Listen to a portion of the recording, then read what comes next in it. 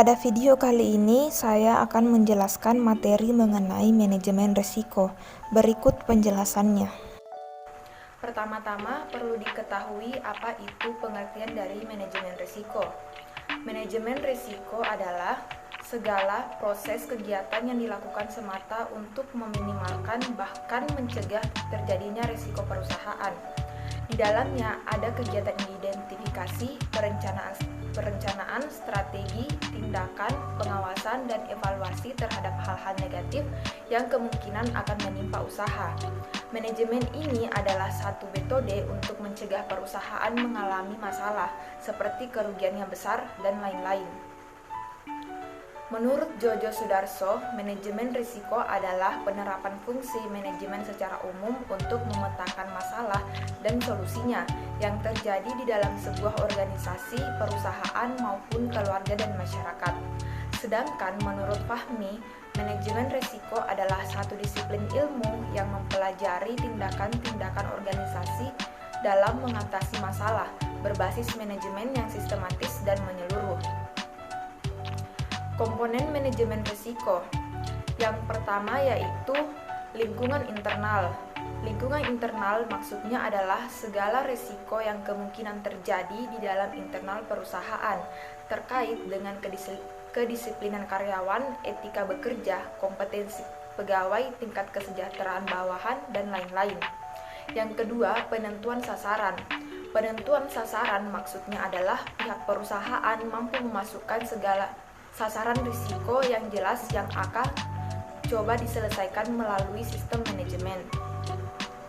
Selanjutnya ada penilaian risiko, tanggapan risiko, aktivitas pengendalian, informasi dan komunikasi, dan yang terakhir adalah pemantauan atau monitoring. Selanjutnya adalah jenis-jenis manajemen risiko. Yang pertama, manajemen risiko operasional, yaitu manajemen risiko yang disasarkan pada terjadinya permasalahan-permasalahan usaha yang muncul akibat faktor internal.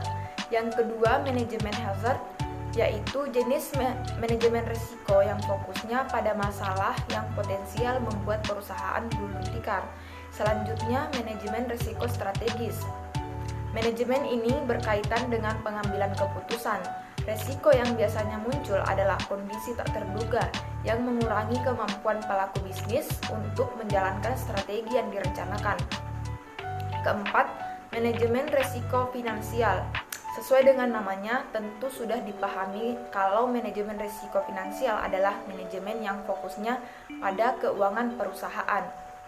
Selanjutnya, tujuan manajemen risiko dalam bisnis, yaitu untuk melindungi perusahaan dari risiko bisnis yang berbahaya, sehingga badan usaha tetap berdiri sekalipun diterpa berbagai macam masalah dan hal yang negatif.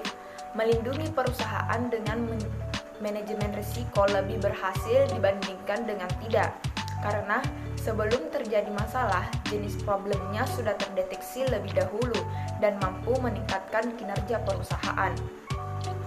Kesimpulannya yaitu, pengelolaan risiko pada suatu usaha adalah suatu keharusan, terutama di zaman sekarang, di saat semua berubah dengan cepat. Jika tidak bisa mengelola risiko dengan benar, bisa dipastikan bahwa bisnis dalam bahaya.